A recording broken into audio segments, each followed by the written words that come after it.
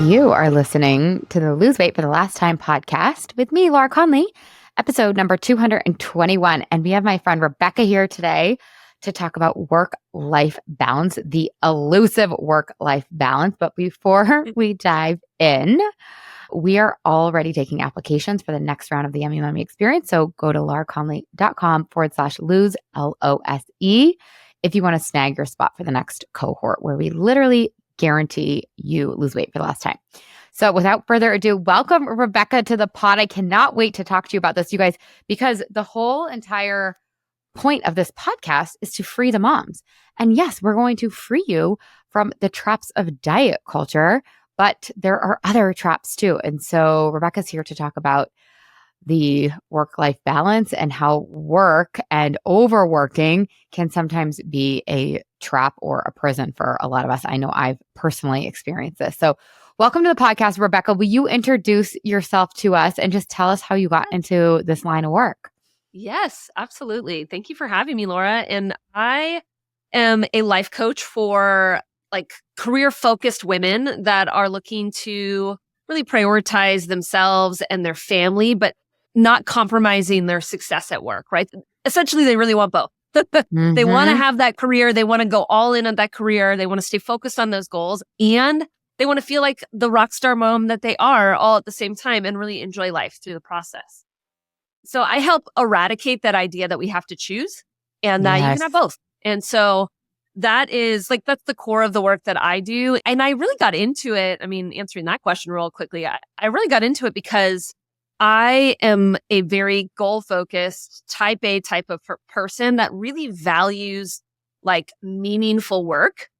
And I found when I was pregnant with my first, I have 2 kiddos now. My daughter's 10 and my son is 7. And so 11 years ago, before my daughter was even born, I found myself absolutely lost in the what am I doing with my life kind of questions. What does it all mean? And it was when I was pregnant with her. I call it the motherhood identity crisis now because I find so many women ask themselves these big esoteric questions around the time that they start having kids. Who am I? What do I want? What's going on? And they feel so lost. And I was one of those people. And I found coaching during that time and ended up getting certified as a coach because I was feeling that push and that pull and that tug that we talk about. And I don't think women need to experience that. And so it's really the basis of what I do. I get so excited about literally changing the paradigm for working moms. Yeah, I think it's so important. I used to get mad at myself because I'm like, oh, why do you have to want it all? Yeah. But at this point, I'm like, I want it all. I do want it all. And I'm gonna have it all. This came up with my weight and my body image too. I was like, no, I want to love my body and I want to have a healthy relationship with food and not be thinking about it all the time. And I want to weigh what I want.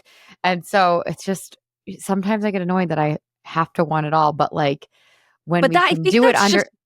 I think that's just your subconscious trying to help you out, right? It's just trying to let go of a dream or a vision because it feels so hard or you don't know how to do it, right? And so your brain's maybe we really don't want that.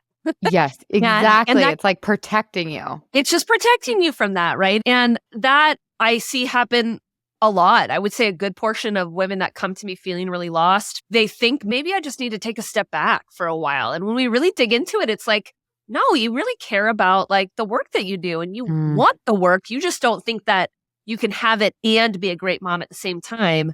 But if I can teach you how to do that, isn't that what you want? It's well, yes, of course I want that. It's yes, that's what we want. Yeah, I think that's the huge perk of coaching, or one of the greatest benefits that I've noticed is the permission to let myself want to have it all because I know it's possible now, right? Now I'm oh, I can totally do that. Yeah, there might be discomfort or it might be hard in the general point of view, but actually, for me, once I lost weight for the last time, I was oh, if I can do that, then I really can figure out anything else. I really can have whatever it is I want. Okay. So tell us why we're even having the work-life balance conversation in the first place. How come it's just not already balanced? Well, I mean, I think, and I have a feeling this is your type of audience, just like it's my type of audience, right? These are go-getting women that do want it all when it really comes down to it and are trying to figure out all of the pieces of the puzzle to make it all happen. And I find for that type of person, now I just kind of bucket them into like ambitious people, goal focused people, right? It's who I am. It's who you are. It's like who's drawn to us on some level. That inner drive and motivation to go after your goals is like in direct conflict with what a balanced life actually feels like to most of us. Oh my right? God, that's so I mean, when we good. become moms, like for sure, like the infant stage is so slow to our ambitious minds. It feels Yes. like there is nothing that we are actually doing ever. And it feels like our whole energies are like all at conflict. And so it when we talk, I mean, it's really important that each person define for themselves on some level what even work-life balance means. Cause I mean, I know Yes. what that is like for me. You might know what it's like for you, but it's different in all sorts of circumstances. And that's really important. And it's always the first step in almost with That is anyone that I work huge. with. Yeah, I was just thinking about that. When you were talking about that, I was like, I wonder why I was so calm when I was postpartum. Now, I did have a little bit of postpartum anxiety, but in terms of like my work didn't feel like it was pulling at me during both postpartum periods. And when you were talking, I was like, oh, it's because it was defined. I was like super intentional about Yes. like what I was going to be doing and not doing and like making that super solid deal with myself. Yep. Yep. Yeah, that's the defining is everything. You got to start there. The simplest illustration I give is like, otherwise it's like you got into your car trying to go somewhere, but you don't know where. So you can't put anything into your GPS and you're just going to like hope that you arrive at the other side.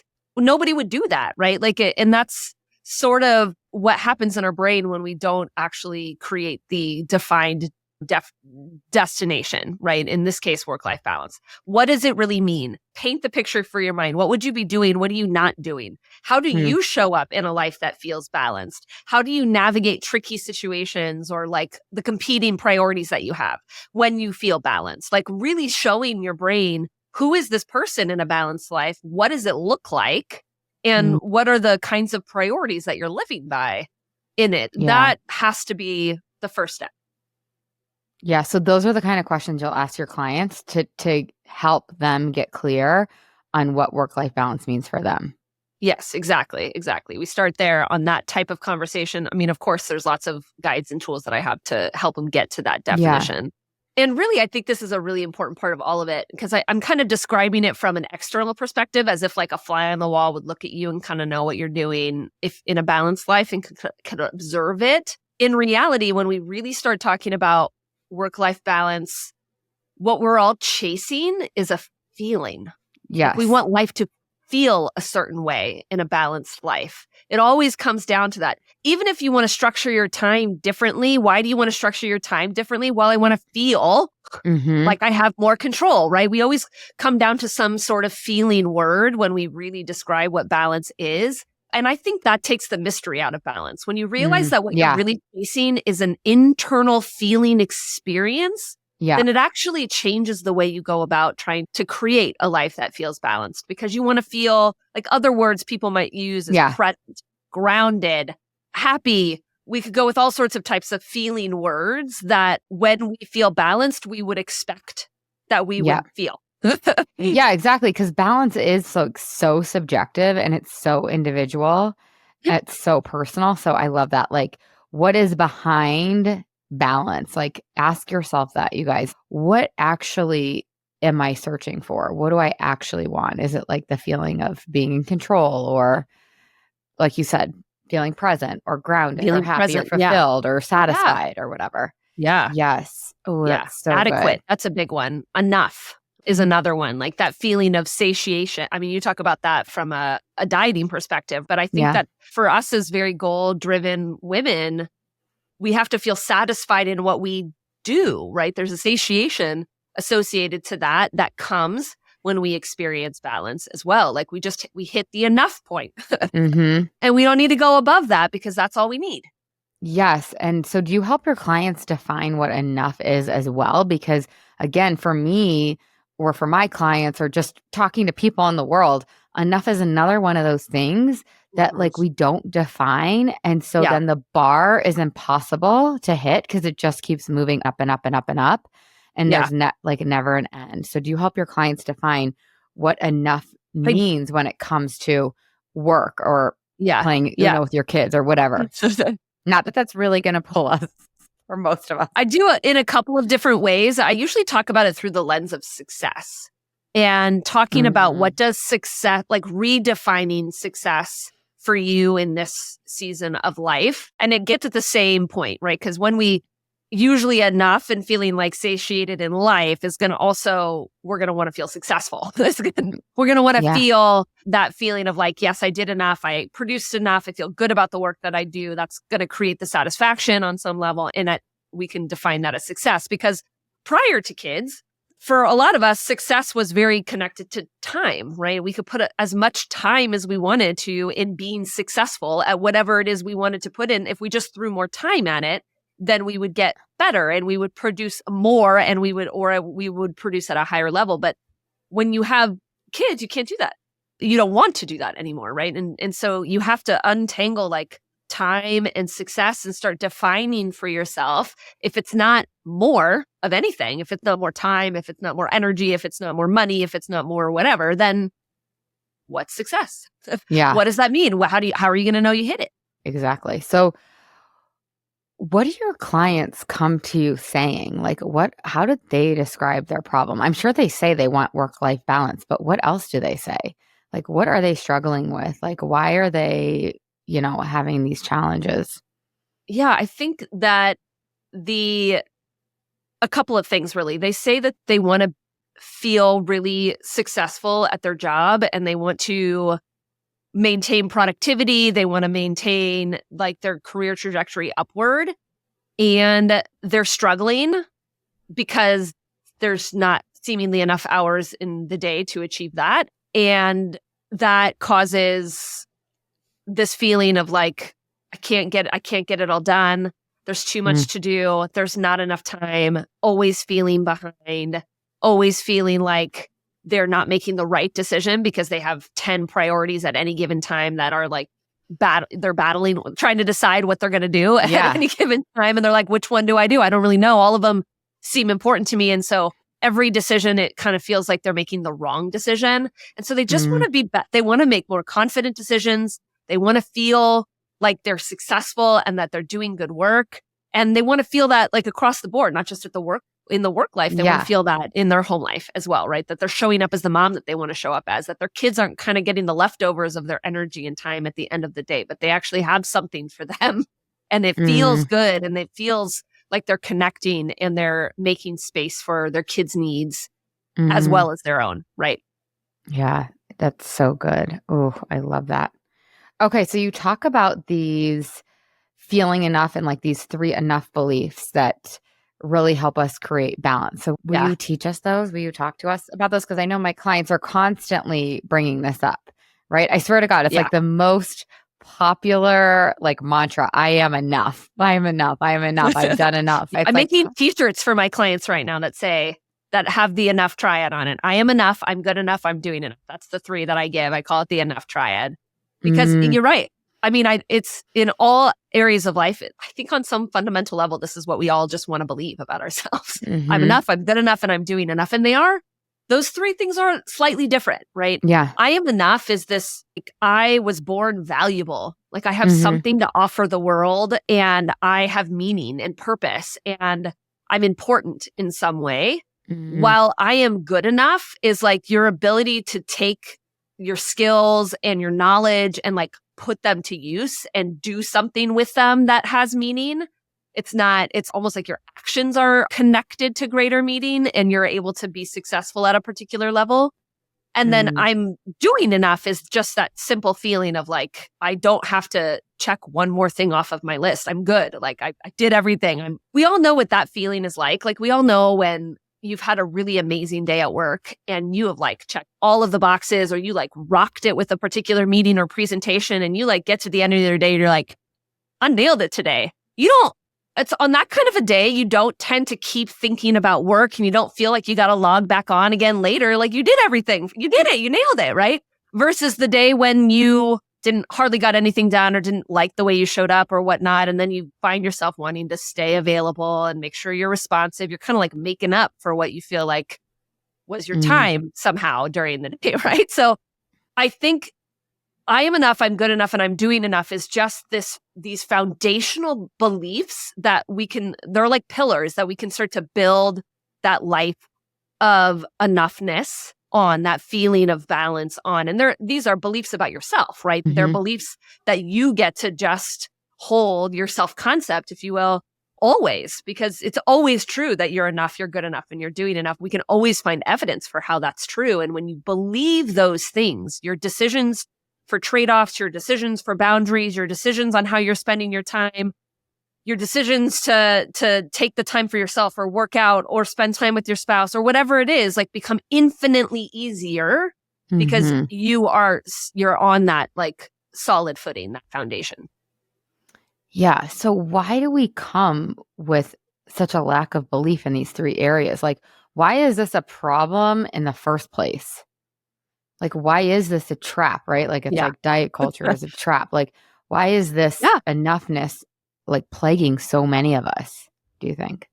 I think there's lots of reasons. And there's a whole like patriarchal reason that we could get into, and like the system is stacked against us as women. My husband's always like, it's the patriarchy. I'm like, that's right, babe. It's the patriarchy. Like, I just blame everything on the patriarchy. But I think that we are on some level indoctrinated as a culture into certain roles as women and into believing that we should be able, I mean, with like the feminist movement, like all of a sudden we went from having to being judged not for just how we were showing up at home, but now being judged for how we were showing up in the workplace. And we were told to do all of that and not leave any of it behind.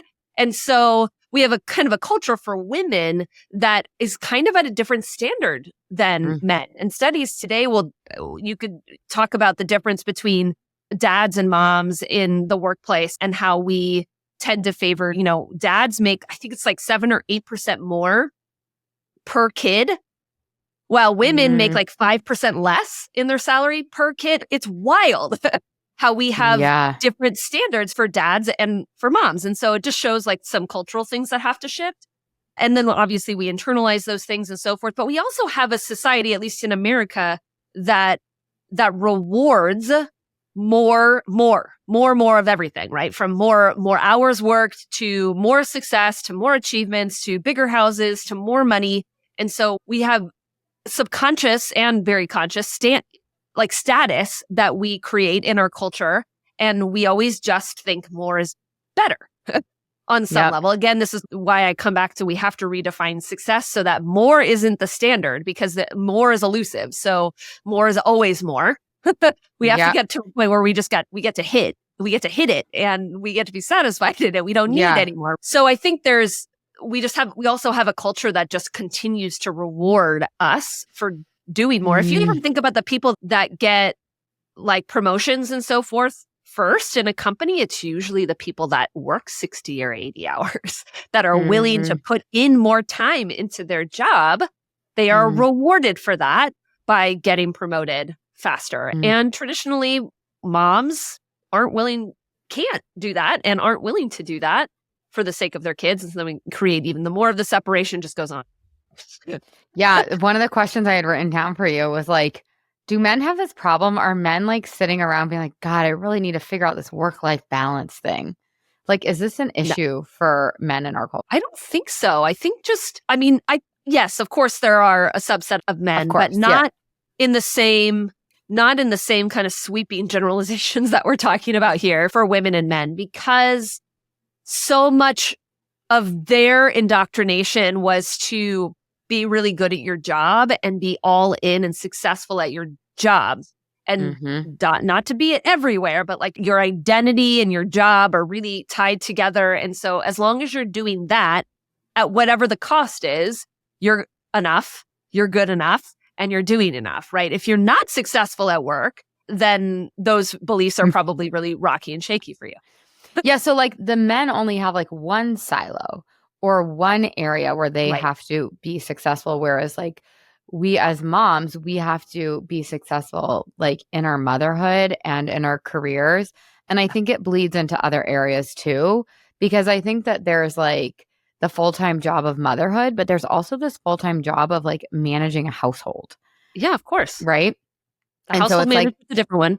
yeah, For exactly. sure. So it's like 3 silos, and then there's probably even more. Like, I'm Community, just friends, like we value that differently than men too. And we mm, feel like we're letting our friends down probably all the time because there's just yeah, that they are really kind of last on the list on a lot of things.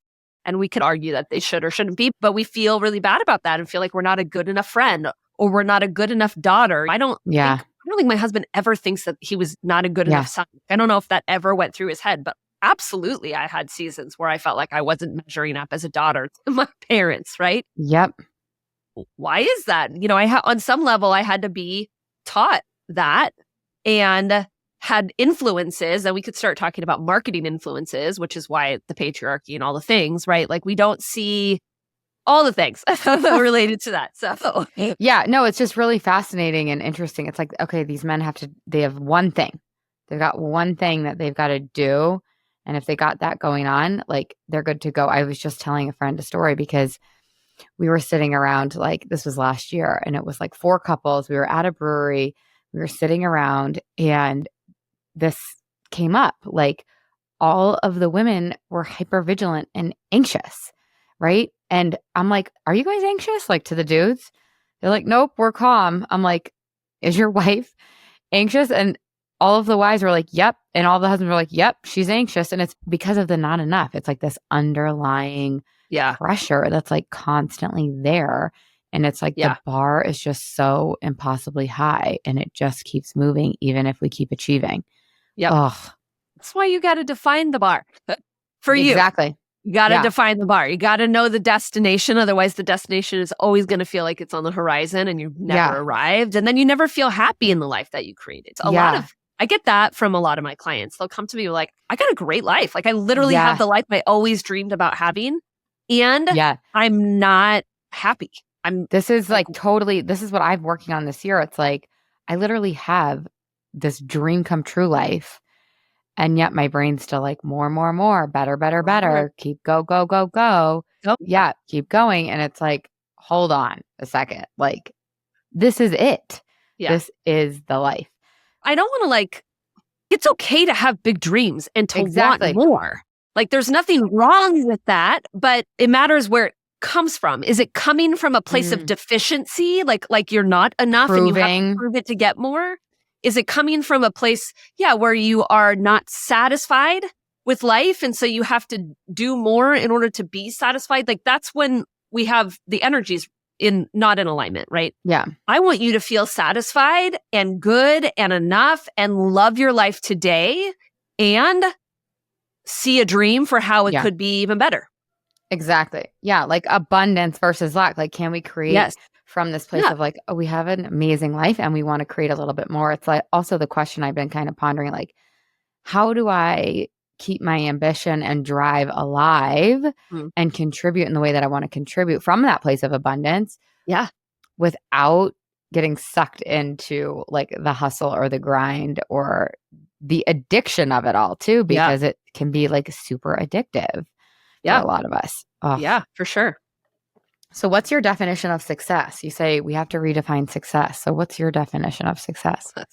I'm not sure if I could rattle that off to you exactly how I might define it, but I could tell you like there is some things that there's so many ways we could think about this. So like one of the first things that comes to mind as I think about that, I start to think about like what success for me is as a parent. And I think that's been a really important one for me to define. And I mean, talk to 10 different people, you can come up with 10 different ways probably of coming up with your version of success or being successful as a mom. But for me, I tend to think about it almost like in terms of values. Like, am I living into the values that I want as a mom, as a human being, as a business owner, and so forth? And like the big one for me as a mom is connection. Like I really want to be connected and cultivate connection to my kids. That's what matters the most to me. So giving lots of space to hear them, to be with them in their emotional ups and downs, to guide them, to take a moment and teach them why we do certain things and not just like dictate for them. Like if you were a fly on the wall, you would see the different ways that I cultivate, I would say, connection. And that is a big piece of success for me. I used to say like I never play Candyland with my kids because I hate Candyland and I just never wanted to do things just because my kids wanted me to do them. Mm-hmm. Like that just didn't drive with me. I wanted whatever activities or things that I participated in with my kids, I wanted to come from a genuine desire. And so I had to like decide there are some things that I just don't want to do. And I'm just not going to play. I'm sorry, but I'm not going to play that strange made up game that you've made up and you want me to participate in. Like, I'm just not going to be that mom that gets in the fort with you and does the X, Y, or Z. That doesn't make me a bad mom because I've defined success as not that. Exactly. It's being connected to you, to giving you opportunity to explore your own world and whatever that looks like, So it's helped me to like see, like, I don't have to say yes to everything that my kids want. Yeah, that doesn't make you a good mom necessarily. No, it doesn't make me a good mom. Again, good mom is like another way we can define success, right? Yeah. Oh, yeah. And so similarly in my work life, it's not the amount of things that I do that is going to define success for me. It's, am I living the values that I want in my work life, right? Am I showing up as the worker that I want to show up as? And that connection is probably another big one for my clients since I'm a coach and I have my own business and so forth. And like, how connected do I feel? Like being able to stay focused on their growth and not hyper focused on my own growth, starting to look at it through the lens of like values or like who you are. And like that, I think, is a big piece of how I tend to look at success. Because if you show up as who you are and you're successful in the who, then you're going to be successful in the what, right? In what you do. Because who you are is always going to drive the what you do. And so that tends to be my focus, is like that self-concept, that belief in the beliefs that you want to hold and the person that you want to show up as and defining that. Yeah. Okay. So we know that like our American men who are beloved, and I love most of them, I want to say these guys don't have this issue. They're not asking this question. What about other cultures? What about women in other cultures? Are they asking this question of how do I create work-life balance? How do I feel enough? Yeah, there's a lot of other cultures that are set up to support women differently. That's also on my list here. We could start to talk about things like parental leaves and things like that support women through big transitions. Canada's parental leave is like a year plus long in comparison. We don't even have standardized parental leaves here in America. So, I mean, there's a huge difference there and just there. Yeah. But because of things like that, you see more women in the workforce. Like literally, they have more female to male ratio of women actually working because they're being supported during these major transitions of life. And I mean, if more women worked in America, like we would make more money as a country, like our workforce would go up, then our economy would boom because of it. We would see more women being able to work their way up because they aren't taking big gaps at the time that they're taking maternity leaves and all these things, right? So there's a lot of other cultures that do that. It's interesting to me because I have women that work with me all over the world. And usually the ones that come to me are ones that work for American companies because they're living like in Italy or they're living, I was just talking to somebody in Switzerland, I think it was, not that long ago. And we were talking about how this dichotomy, that the struggle that she has between where she is and seeing the women and what they do and the rest that's prioritized and the ways family values are prioritized. And it's just a culture, but America doesn't have that culture. And so she's being like forced into this American culture to be, in order to like maintain success. And of course she gets paid she gets benefits from that in terms of pay and things like that. But at some point you kind of go, at what cost? Am I compromising on the values that I have and the way of life that I want to lead for those things? And that's a big question for some of them. Now, I remember having a conversation not that long ago. I thought this was fascinating with a woman who had she had a newborn, let's call him maybe like 3 months old. And so the baby was home with her for a period of time. The company kind of supported that. And then the kid was going to go into some sort of care. But she worked for a global company. And so she knew of a woman that took maternity leave the same week that she did.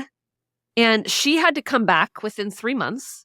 And then she's like juggling having the kid at home for 3 months. And the woman's still on maternity leave because she works at in a country that requires at least a year of maternity leave. She's like, hold on, I work for the same company. How is this fair? We have the same job.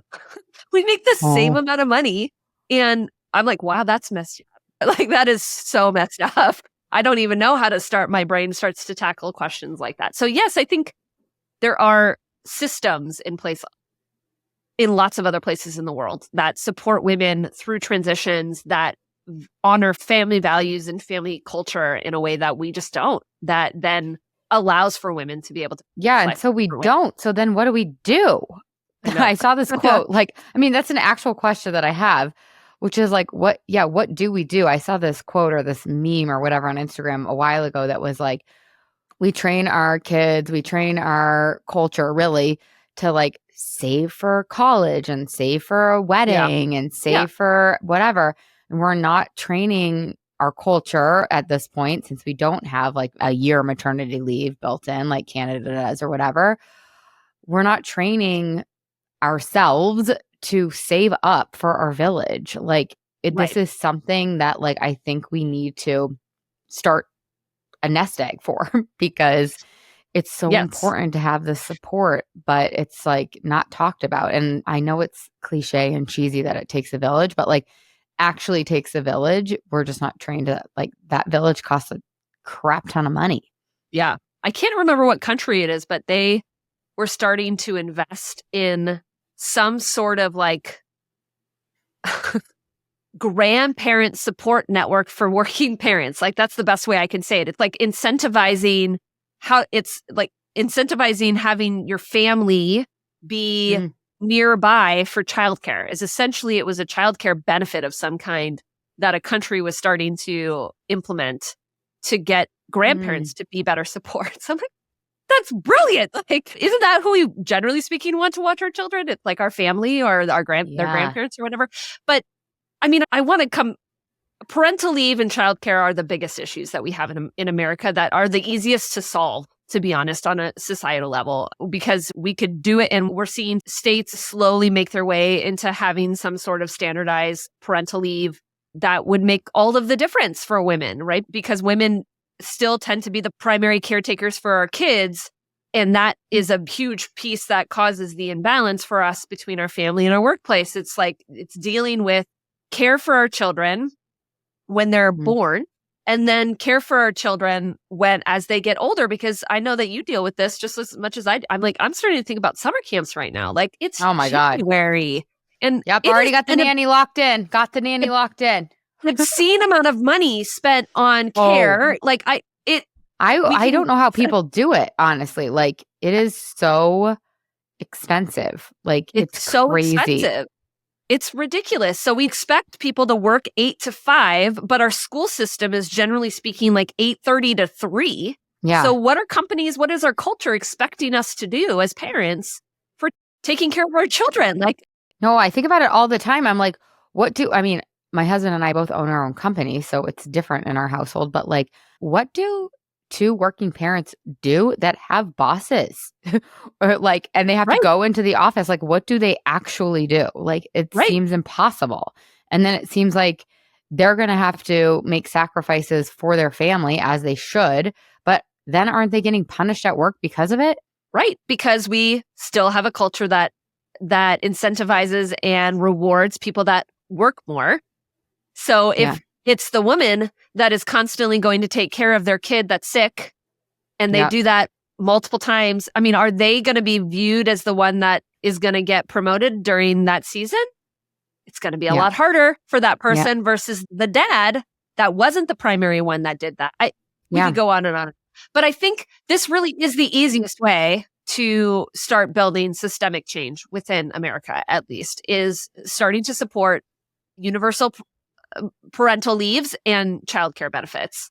to support working families. And that's going to help Mm, women not feel so torn between mm, family and work, because we're giving them the time that they need to adjust to being a mom, to take care of themselves, and the absolute not only physical changes, but the mental changes, the emotional changes that are going yeah. on, so that they can get back into the workforce at like full speed, which is what studies show. Like, we do kind of have this idea on some level still in America that women really just would rather be stay-at-home moms on some level. And Mm, actually, it's really small percentage. It's under 1% of women whoa. that, if they had the support to take care of their kids, that if they Oh, weren't penalized, like if their paycheck wouldn't only go to childcare, all the things that they would, yes, of course they would like to have a career that matters to them. oh. It's a lot. And then what happens to everybody? This is a whole tangent that I get started on, because then what happens is like we're robbing these women of their careers. And then what happens when their kids leave and they feel like, what's my purpose? Like, Yep. there's been this huge gap. Like, what am I Yep. supposed to do now? And like, Yeah. I'm too old now. Or like, I mean, I hear so many different stories around this, but Yeah. And they've I convinced think, themselves, just like, 'cause bringing it full circle, like you said, they convinced themselves that actually maybe they don't really want the career. Like, maybe just being at home with their kids is like really what they want. And they convince themselves that's what they want to make themselves mhm, feel better. But you're right. Then their kids get into school, or, God forbid something happens in their marriage or something like that, and they have to get themselves back into the workforce in mm, such a way. And they've had this massive knowledge gap, yearly gap, or whatever on their resume. This is a problem. It really yeah, is an epidemic, I think. And it's a big thing that fuels the work that I do. And now we're talking about it from a systemic level, right? And I know that just because we fix things on a systemic level doesn't necessarily mean you automatically are going to feel enough and good enough and doing enough, right? You still have work to do as an individual. yeah. I had that question too. I have a couple questions around that. Like, once we define what success is for ourselves within motherhood and within our career, then we go create that. But inevitably, there's still going to be days where we like don't hit the mark. And Yeah, of so course. that's where like all the mindset coaching comes in, and the way that you talk to yourself coaching comes in. Yeah, exactly. Having to learn how to ride the emotional waves daily, Mhm, just because you have that definition of success. So that tells you what your priorities are or should be that are going to help you to hit that mark. That mhm, doesn't mean that always feels good. I was just talking to a woman today who said she's in a new job and it's global. And so sometimes she has to take meetings at 8 p.m. or 10 p.m. even mm, because of the time differential, or she has to be up at 6 a.m. And she's like, that isn't a problem, but I feel bad. I still yeah, feel bad about it, and I don't want to feel bad about it. And that the reality is, like, having to take the work meeting, because that's a big piece of your definition of success, and being present for those types of meetings to be successful at your job. It all makes sense to take it at 8 p.m. at the same time that you would normally put your kid to sleep. You're not going to probably walk away from your sleepy, crying child to go take the work meeting that helps you meet your definition of success and it feel amazing. yeah, It just isn't yeah, going to feel that way. So learning how to feel and ride the emotional waves of yeah, all of the various trade-offs that we have to make on a daily basis when we prioritize the things that really matter most, like learning those tools. And so yeah. that's like emotion management tools plus mindset tools that help keep you focused and on track towards your goal. Yeah, it's basically like the mom guilt. Yeah, it's so how to navigate that. That's so good. Okay, so I have another question about how do we create more of a 50-50 balance in the home in terms of caregiving? Because you said it earlier, you're like, most households today, the mom is still the primary caregiver. Yeah. And the household Yeah. manager, which is I'd actually call that two different things. Yeah, exactly like what you said before. It's a whole nother silo. It's A a whole whole nother thing. nother full-time Mhm. job. It It really is. truly is. Yep. So how do we create more of a 50-50 or 60-40, or what do you recommend when it comes to that? And we can kind of go from like systemic now to like the nitty Practical. gritty, like specific, like the Yeah. actual relationship too. Like, because I know that my audience and my moms are constantly struggling with that. Like I just Totally. read that book, Fair Play, which Yeah. talks about how Yeah. to you know. Did you do it with your husband? I didn't do it with my husband because I'm nervous that I'm going to get cards put back in my hand because he does so much.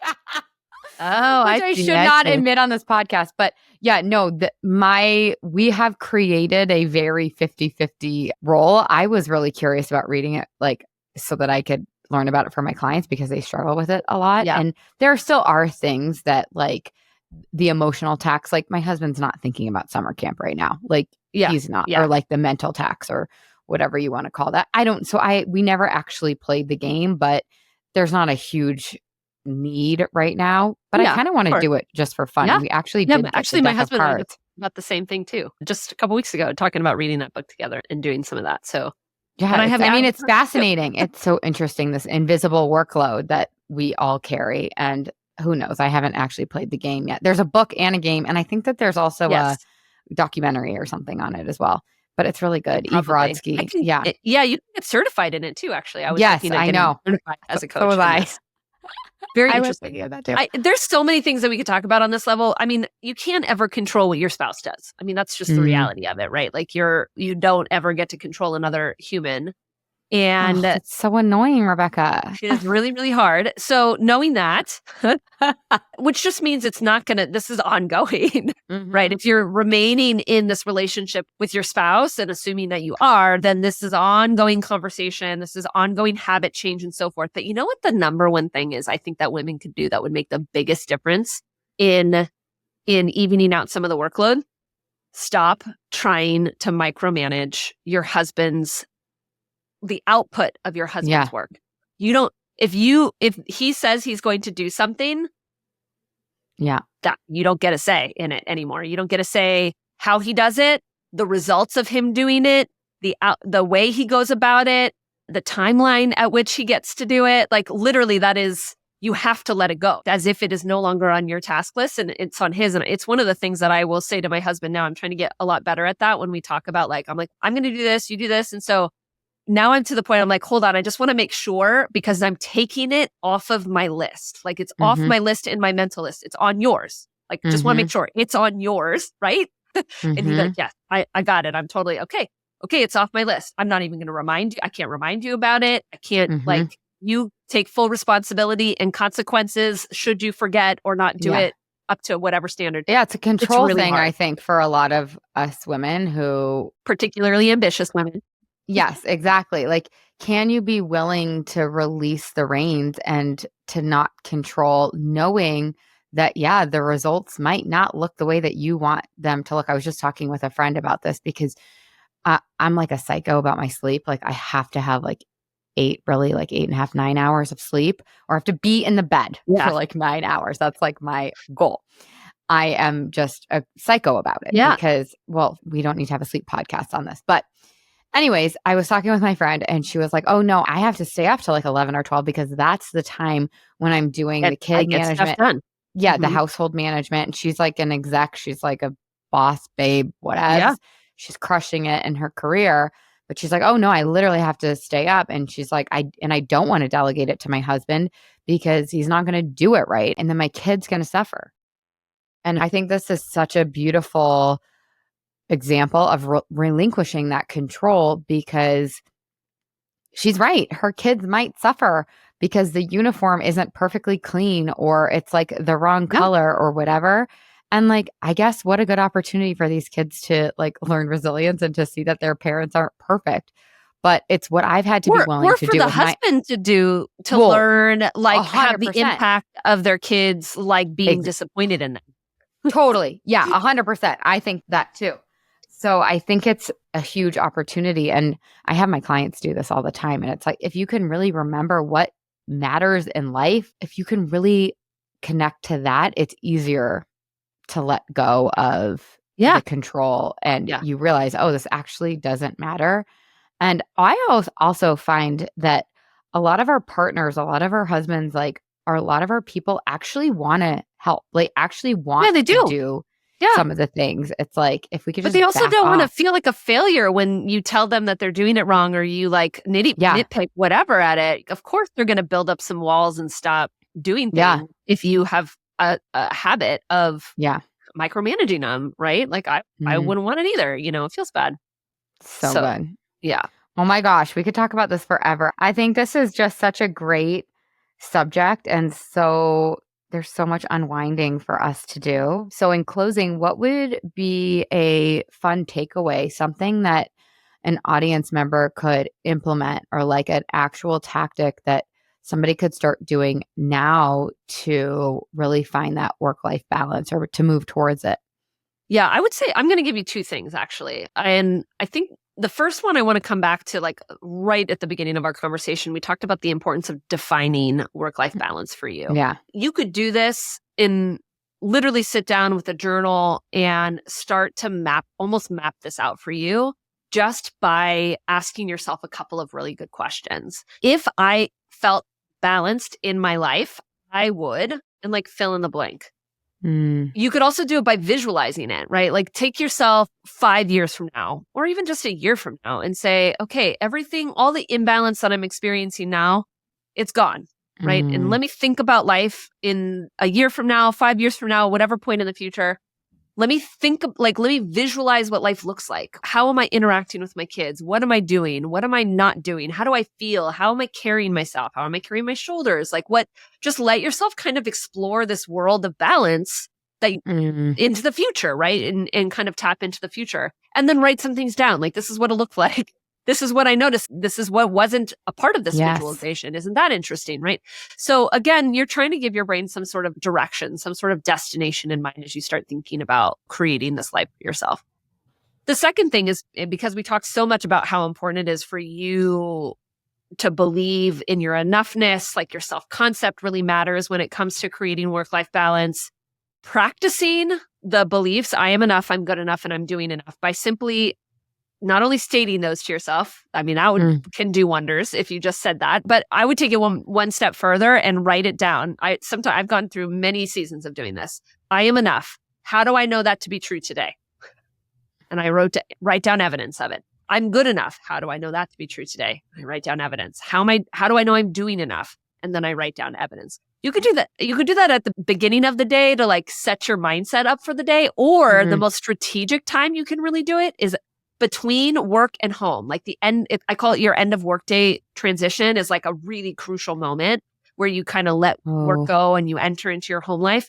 If you did it right there and let that be a piece of that transition, you're going to be able to feel way more satisfied in your work and enter into your home life feeling so much more like present and confident. Yeah, like you're more complete in your work life day because you've proven to yourself, okay, I'm good enough. I am enough. I've done enough. Totally. Yes, it's so good. Oh, I love that. Thank you so much, Rebecca. Okay, so how can we find you? Tell us where we can check you out. Yeah, so my website's really easy, RebeccaOlsonCoaching.com. And amazing. Yeah. And my podcast is Ambitious and Balanced Working Moms. So that's really I'm giving tools and strategies all the time. Laura, you're going to come on it soon here. And I'm excited about that. So your listeners can listen to you there. And I break down work-life balance in such a systematic way. So you're going to get a lot of that from the podcast as well. And lots of good things to check out. That's so cool. Thank you so much. This has been so helpful and so exciting for everybody. Go check her out, and I hope you have the best week ever. Ciao, ciao.